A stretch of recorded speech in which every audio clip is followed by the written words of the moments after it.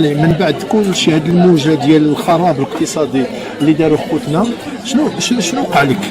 انتقلتي لبلجيكا بطبيعه الحال في 1998.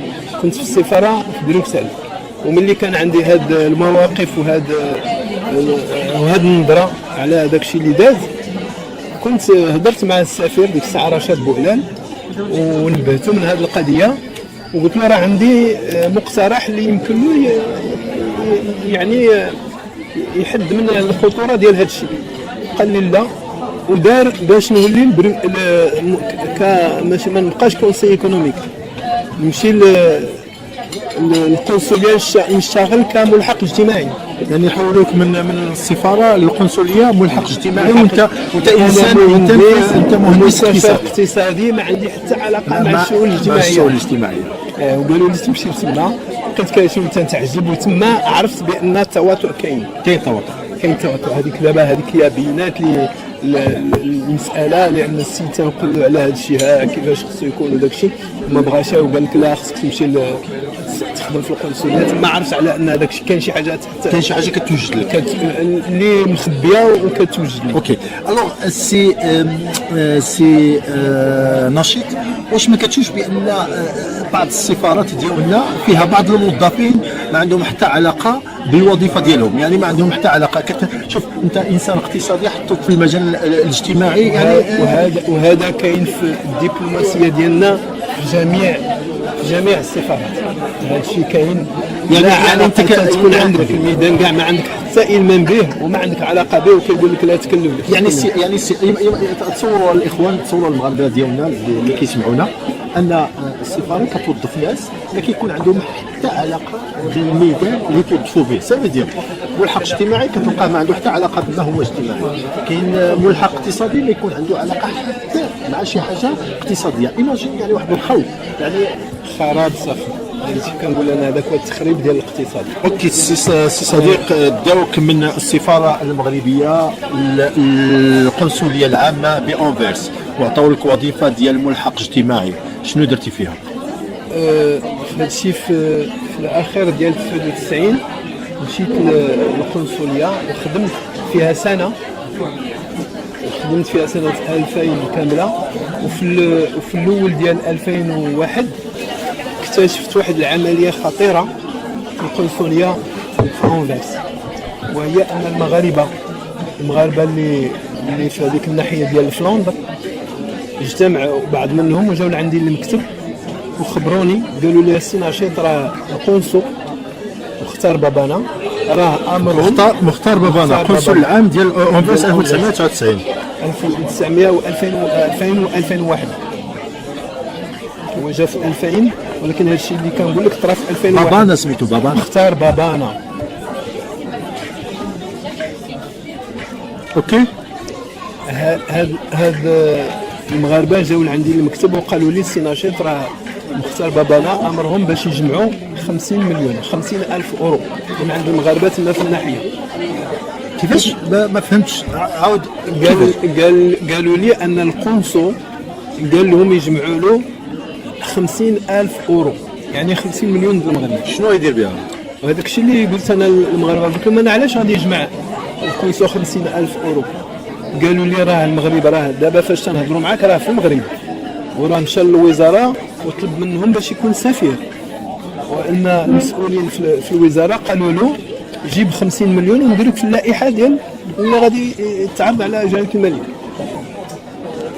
وقلت لهم انا علاش بغيتوني في هذه القضيه هذه؟ قالوا لي بغينا الاذن ديالك كملحق اجتماعي. قلت لهم انا ما تجمعوش.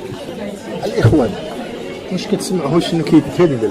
قال لك سيدي مختار بابانا اقترح عليه باش يكون سفير، ولكن خبروه بعض الناس خدامين في الوزارات الخارجيه، قالوا له بغيتي تولي سفير، اوكي جيب لنا 50,000 اورو ونرجعوك سفير.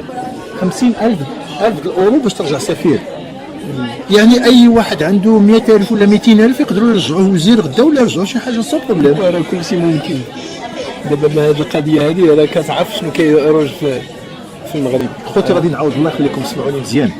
كيتقال بانه في 1900 فوقاش استاذي 2001 بطبيعه الحال 2001 كان بدات العمليه الاورو كالدوله. داوي في 2001.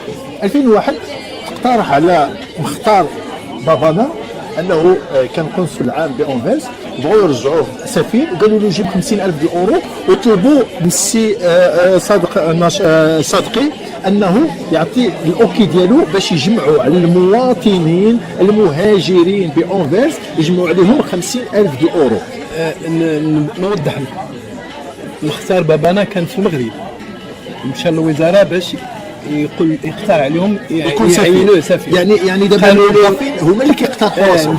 مشى هو يعني المسؤول اللي هضر معاه، قال له جيب 50 مليون بالمغرب، يعني 50,000 اورو، واجي ندير لك في اللائحه.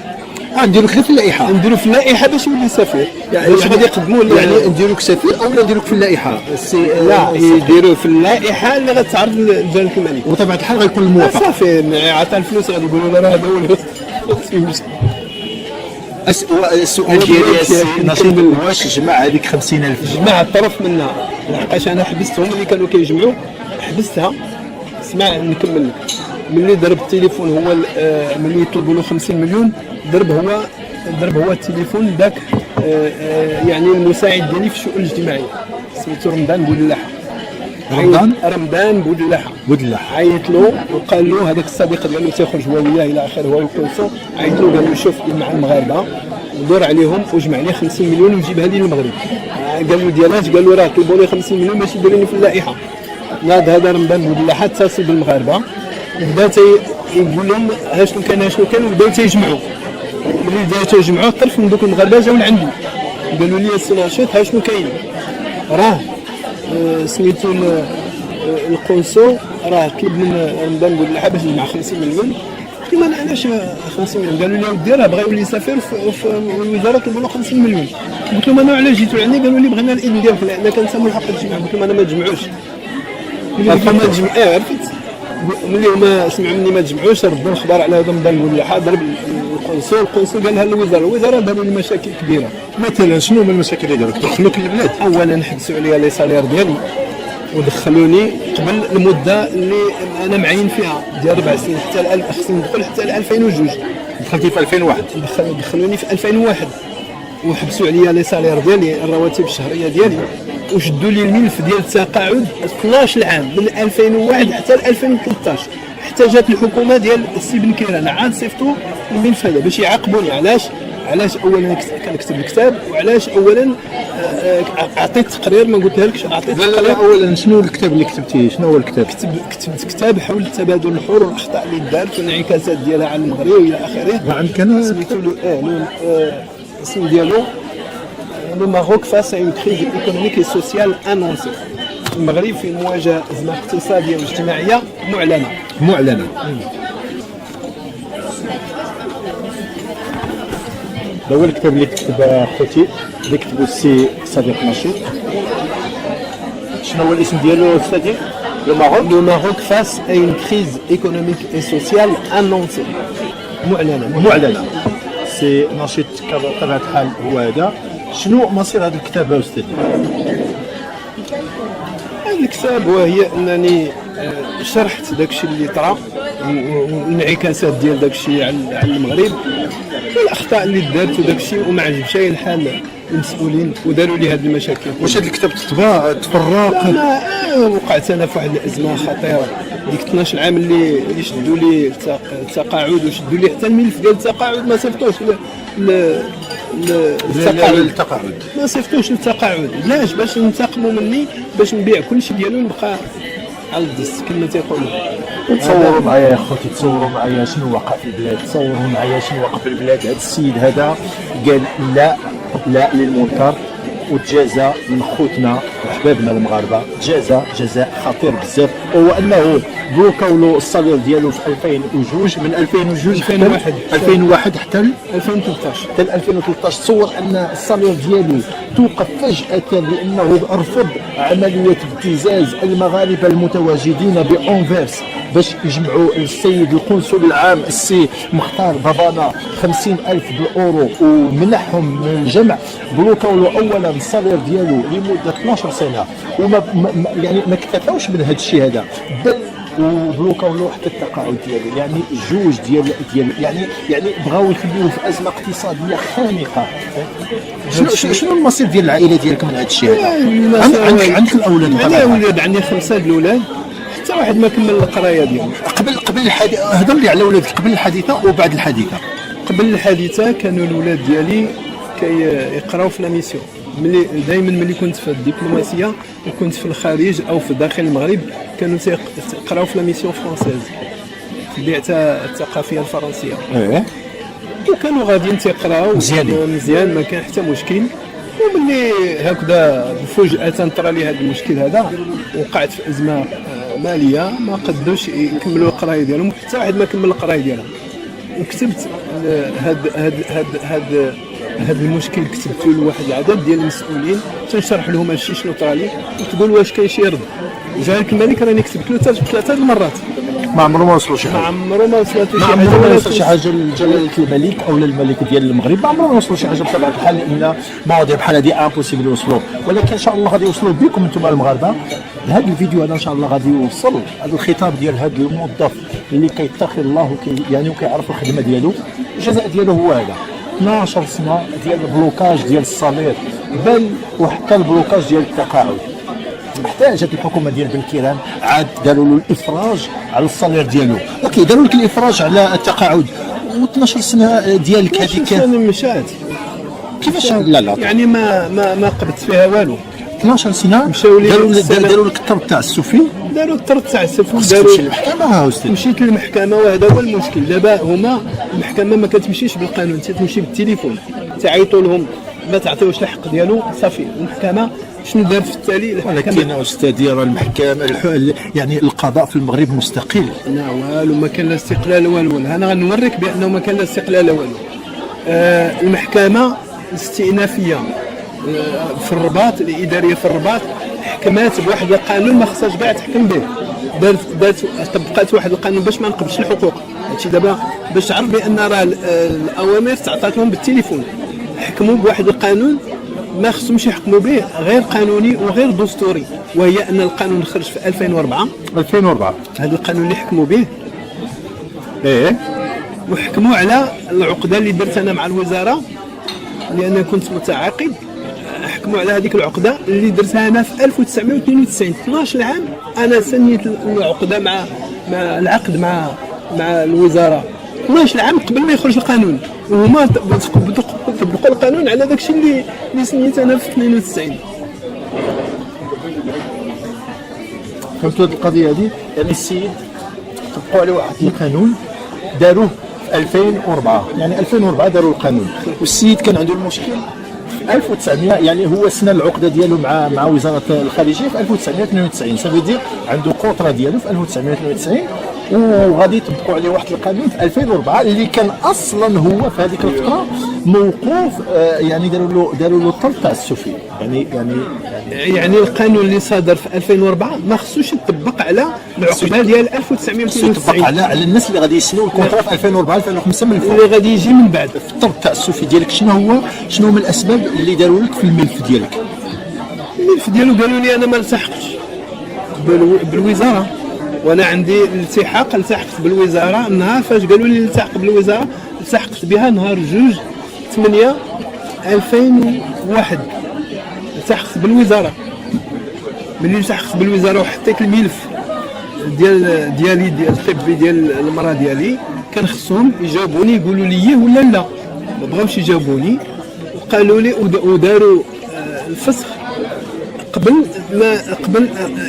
هذا التاريخ، وامروا المحكمه باش تطبق القانون ديال 2004 على العقد اللي عندي في 1992، اللي هو ماشي قانوني وماشي دستوري. حتى الدستور تيقول لك راه القانون ما كيطبقش، يبقى ترجعي. باش تعرف التدخلات يعني المحاكم ديالنا ما تيحكموش بالقانون، يكونوا كيحكموا بالقانون. واخا الوزير هذا طيب الفاسي او رشاد بوهلال اللي كان سفير يقول المحكمه. شنو العلاقه ديال طيب الفاسي فيه؟ شنو هو العلاقه ديالو؟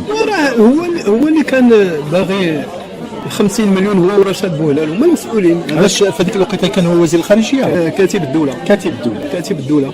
وكان رشاد بوهلال هو الكاتب العام. يعني خاصك تخلص 50 المليون باش تولي سفير تابع الدوله المغربيه. وقنصل شحال ثمنه؟ القنصل كان جوايه 30 مليون.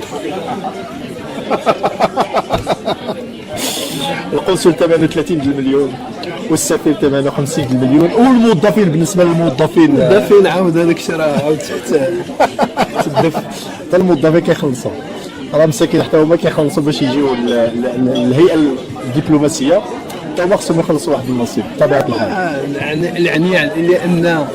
لان الدبلوماسيه المغربيه ما عندهاش واحد القانون ثابت.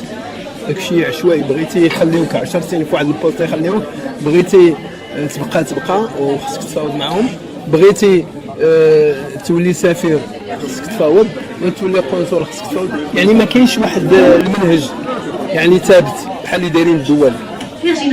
الدول كنعرفهم دايرين منهج ثابت. ملي كتدخل الخارجيه عندك واحد الكالندريه، واحد الجدول زمني اللي فوقاش غتخرج، فوقاش غتدخل لهذا المنصب، فوقاش غتولي هذه المرتبه، فوقاش هذا داكشي ما كاينش في الخارجيه. تيبقى عشوائي داكشي بين متوج الكاتب العام ومتوج كاين واحد سميتو، كاين واحد شويه ديال يعني المنهجيه كيقول لك تقعد 3 سنين في هذا وتتخرج عاود تقعد 4 سنين على برا، ولكن داكشي ماشي منظم، ما كيطبقش. يعني والله لا مشى لي السؤال للاسف الشديد. يعني دابا السفير او يعني السفير كيحكم على الموظفين يدير فيهم ما بغى، والخارجيه كدير في السفراء والقناصل ما بغات بدون شي قانون مفصل عليهم. سي نشيط من بعد كل هذه المشاكل هادو وهذا الصداع وهذا يعني انك وقفتي ضد الفساد وضد الفساد والخيانه الوطن وخيانه ديال الاقتصاد المغربي اللي وصلوا للانهيار، ومن بعد بلوكاوك لمده 12 سنه وبلوكاو لك الصالير ديالك وكل شيء. هذا الشيء دابا راك في بلجيكا المحكمه قلت لك حكمات بقانون ما خصهاش تحكم المحكمه في هذا التواطؤ، لان هذاك الشيء جاهم التعليمات بالتليفون ما تعطيوش الحق ديالو. الوغ كل شيء هذا الشيء هذا انت دابا انسان يعني كطالب بالحق ديالك.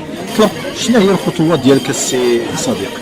انا الخطوات ديالي وهي راني كتبت لجلاله الملك. اولا كتبت ملي كنت في المغرب في شهر مارس، كتبت للسي بريجيتو، كتبت للسيده رئيسه المجلس الوطني لحقوق الانسان، كتبت لوزاره الخارجيه ديال السيد الوزير، وكتبت للكاتبه الدوله في الشؤون الخارجيه. باربعه هذوك كلشي كتبت لهم حتى واحد ما جاوبك. ما كاينش شي واحد اللي جاوبني. وكتبت لجلاله الملك في الاول ديال مارس 2019 برساله مضمونه من الرباط، وعاود صيفط هنا رساله على طريق DHL صيفطها لجلاله الملك باش تنوضع له هذه المسائل كلها وشنو طرا لي، وتنوضع له حتى شنو قدمت للبلاد في الملف ديال الصحراء. وهذا راه حتى شي مغربي ما عمره ما تمكن باش يقدم للمغرب هذا الشيء اللي قدمت انا مع دونالد ترامب.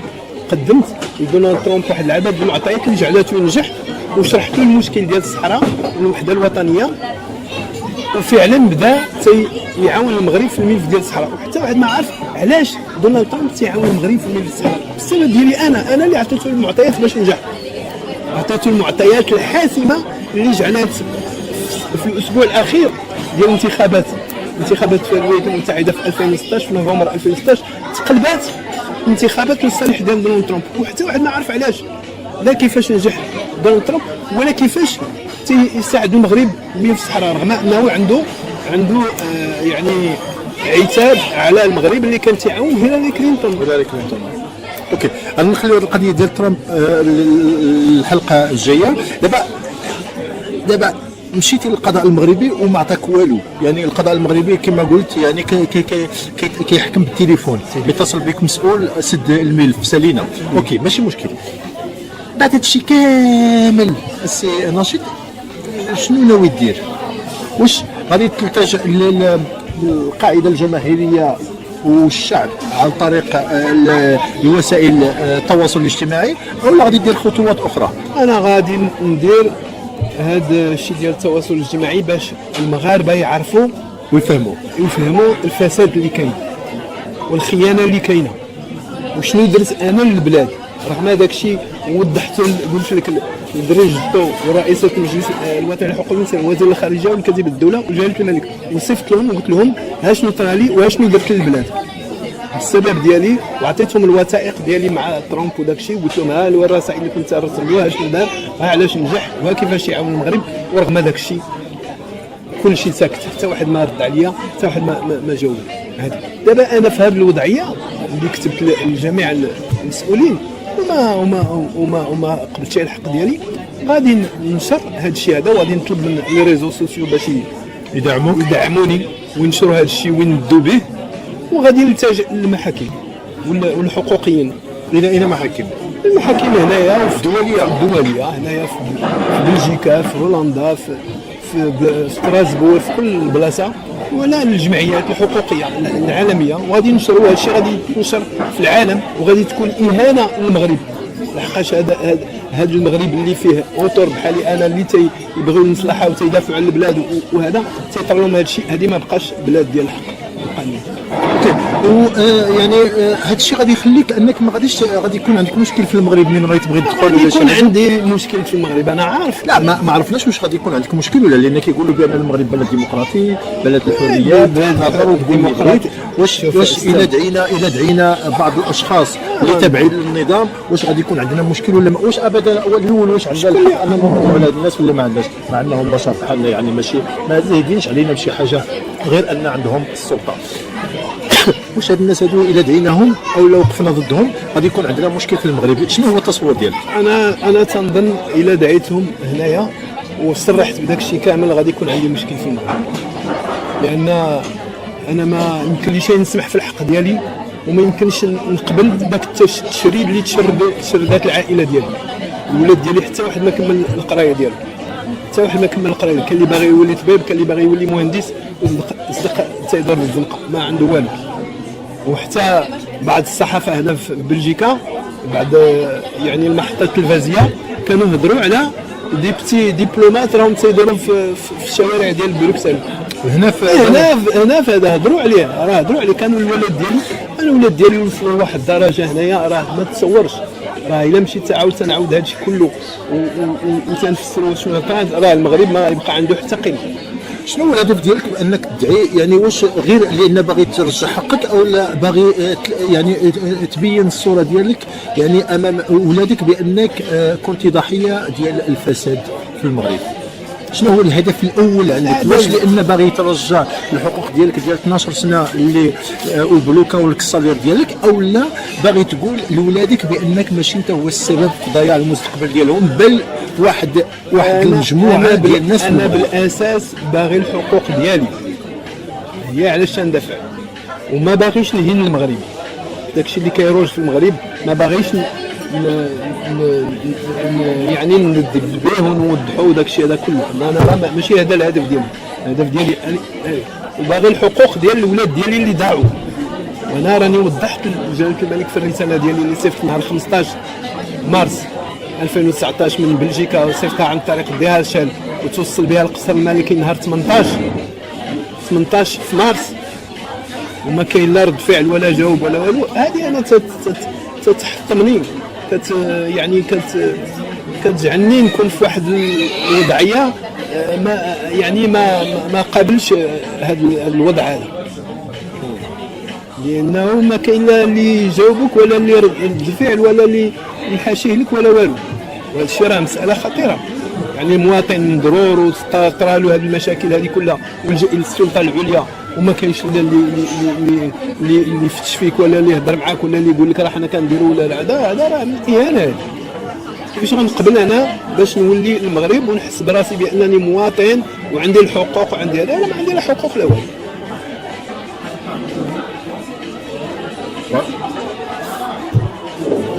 وملي كنقعد مع الولاد ديالي وتنشوف الوضعيه ديالهم صافي ما تنبقاش نعترف على انني انا مغربي. كتحس بانك ذنبتي في حقهم؟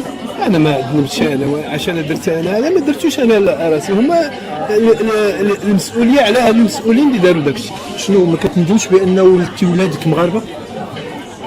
ايوا اش غنقول لك، كنت تنعتز براسي مغربي وداك الشيء هذا، ولكن دابا الدرجه ديال الاعتزاز ديالي هبطات. فاش كنعتز يعني بانني مغربي، وانني راجل عندي بلاد اللي كتحميني وبلاد اللي تعطيني الحق ديالي وداك الشيء هذا، راه ما بقاتش هذا الشيء هذا مع الاسف. فوالا خوتي المغاربه كما لاحظتوا كما شفتوا سي ناشط صدقي اللي كان دبلوماسي في الهيئه الدبلوماسيه، بين لنا بعض الامور اللي كنا ما كنعرفوهاش على الخارجيه المغربيه. ما كناش كنعرفوا بان الوظائف كتباع، ما كناش كنعرفوا بان كاين ناس هما اللي خربوا الاقتصاد ديال البلاد بدايه من 1995 حتى اليوم. يعني دابا انت كتقول حاليا الاقتصاد ديالنا راه مهلوك حاليا. معلوم مهلوك الاقتصاد. يعني مشيتي درتي في عند التجار درتي عند المعامل ودرتي هذا وسقسيتهم، بطبيعه الحال اسبانيا كتخدم لصالحها، او هذوك الموظفين اللي كاينين في اسبانيا اللي كيخدموا الشعب ديالهم كاينه ولا ما كايناش؟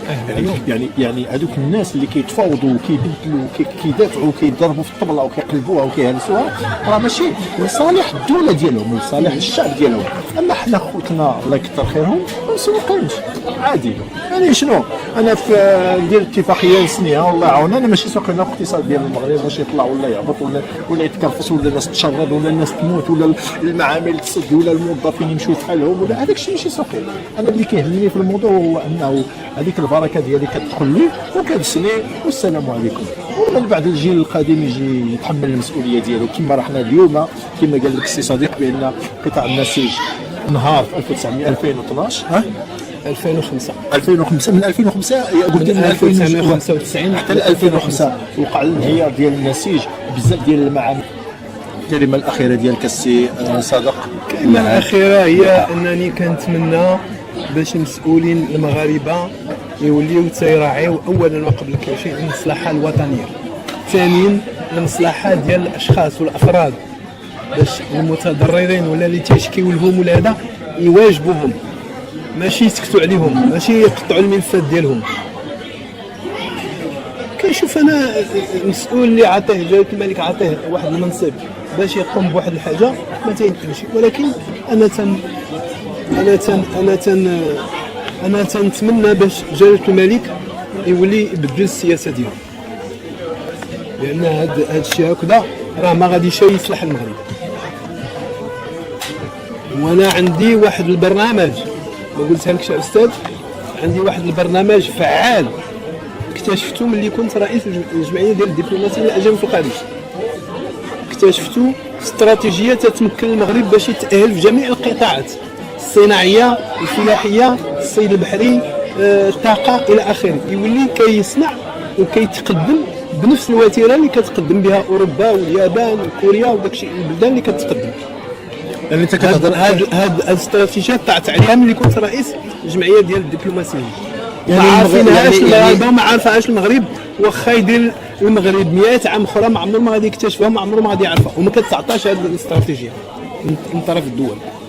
كتبت بلا ما نوضحها كامل، قلت بانه راه عندي هذه الاستراتيجيه وراني باغي نقدمها للملك، وعندي استراتيجيه حول ملف الصحراء باش يتحل في اقل من سنه باش ما يبقاش فيها هذا الخواد، وهذا كيدخل من هنا وهذا كيدير لنا وما كيخوضوا، وكاين اللي ما باغيش يتحل هذاك الملف ديال الصحراء، ما باغيش يتحل، ما باغيش لان كيستافد منه، ما باغيش يتحل. وانا عندي استراتيجيه باش يتحل المشكل في اقل من سنه واحده. كنتمنى بان هذا الميساج ملي يخرج يوصل مباشره لجلاله الملك، الملك غادي يعيط له وغادي نعطيه هذا الشيء كله وغادي ندعو. ايماجين ان كاين ناس بحال هذا الشخص هذا كاينين، ولكن كيتغبروا ما كيبانوش، ما خصهمش يبانوا، لان كاين ناس كتستافد مجموعه ديال الملفات بما فيها القضيه ديال الصحراء، القضيه ديال الايكونومي، يعني جميع القضايا كاينين ناس من موراها الا ما تحلاتش كاين ناس من موراها كتستافد شنو؟ كتستافد ماديا ضد المصلحه الوطنيه، ضد المصلحه ديال الوطن. ما مسوقش هو الوطن، ما مسوقش الوطن، وكتشوفوا في عيد العرش ولا في عيد المسيره كيوقف لك هكذا مع سيدي والدرابو ديال المغرب والنشيد الوطني وكيقول لك الله المغرب حبيبنا، المغرب الدوله تبع كلشي. هذا الشيء افلام شي افلام كيديروا هاد الناس هادو. خصكم تعرفوا هاد القضيه بان هاد الناس هادو كيمثلوا علينا، ما كاين لا حب الوطن ولا مولاي ابراهيم. تيبا هادشي كلشي افلام. سي بوغ سا انا بندوري كنساند سي نشيط وكنطلب من الله ان المغاربه يساندوا هاد الشخص هذا باش يرجع الحقوق ديالو. هذا السيد هذا ذنبه انه قال الحقيقه، هذا السيد هذا ذنبه انه وقف ضد الفساد، هذا السيد هذا ذنبه انه كان باغي الاقتصاد ديال المغرب يبان، هذا السيد هذا كان باغي ان الابتزاز ديال المغاربه اللي كاينين في الخارج يوقف. كيف يعقل ان قنصل عام هذا غير اللي بان لنا يقول لهم بو فوالا خوتي انا خصني 50 مليون مغربيه او لا 50,000 الاورو، لا خليك جمعوها لي من المواطنين اللي عندي في تابعين للقنصليه ديالي، جمعوها لي الله يخليكم، ويمشيو لعما سيدي المواطنين اللي تابعين للقسم الاجتماعي. الو فلان الله يخليك واحد 10,000 الاورو راه بغيناها. كاين اللي كيعطيو 10,000 الاورو السي نشيط، كاين اللي يعطيو 10,000 الاورو. انا سمعت كاين اللي عطاه، كاين في بلديه انفيرس، في المنطقه ديال انفيرس. المنطقه ديال انفيرس كاين اللي عطى لهاد مختار بنانا عطى له 10,000 الاورو باش يولي سفير. سمعت انا قالوها لي. كاين وذاك المبلغ اللي تجمع هذاك يعني المساعد ديالي في الشؤون الاجتماعيه جمعها وداها للقنصل المغرب، ما كانش كامله 50 مليون ولكن دالو لانه وقفت العمليه. ودرت ما قلت لك شيء، درت تقرير وعطيته للمخابرات المغربيه. لا الكولونيل عبد اللطيف عاود التحقيق ديالو واستنطق بزاف ديال المغاربه قالوا هذه استنطقهم ولقى داك الشيء هو هذاك ودار التقرير ديالو. وانا ملي درت الدعوه شرت لهذا الشيء في الدعوه في المحكمه الاداريه في الرباط، شرت لهذه المسائل ديالو وعطيت السميه ديال طيب الفاسي ورشاد بوهلال المختار بابانا والكولونيل عبد اللطيف اللي عطيته تقرير، والتقرير ان شاء الله جيت راه عندها تقرير، ولكن انا هو اللي الضحيه. هو الضحيه. الاخرين يخرجوا من باب واسع لان ما كاينش المعقول. كان كاين المعقول كان شي حاجه اخرى. الى هنا خوتي كنوقفوا الحلقه. نتمنى ان شاء الله اننا نرجعوا عند السي صديقي نشيط صديقي. اسمك شويه صعيب يا استاذ. نشيط صديقي هو الاسم العائلي. صديقي هو البخينو، هو اسم الشخصي. هو الشخصي صديقي. ونشيط هو الاسم العائلي. الوغ نشيط هو الاسم العائلي والصديقي هو اسم، لان هذا الصديقي ما كيدارش بزاف. يقولوا الصادقي دابا حنايا في الصحراء تيقولوا الصادقي. انت الاصل ديالك صحراوي؟ صحراوي تافيلات. فوالا صديقي. دابا عرفت الاسم ديالك مزيان. دابا سي نشيط هذا الاسم العائلي، صديقي هو اسم الشخصي اللي كنقولوا له حنا في الصحراء صديقي. نتمنوا ان شاء الله الحل المشكل ديالك غادي يتحل يعني في اسرع وقت ممكن. والان يعني كنقول لكم يعني لقاؤنا مره اخرى ان شاء الله، ونتمنوا ان شاء الله المشكل ديالو يتحل في اقرب وقت ممكن، والا ما تحلش راه مضطر باش غادي يمشي للمحاكم الدوليه ويمشي للجمعيات الحقوقيه هنا في اوروبا. ونتمنى من الله ان المشكل ديالو يتحل قبل ما يوصل ويتصاعد الموضوع ويولي مشكل كبير. خوتي تبارك الله عليكم، السلام عليكم.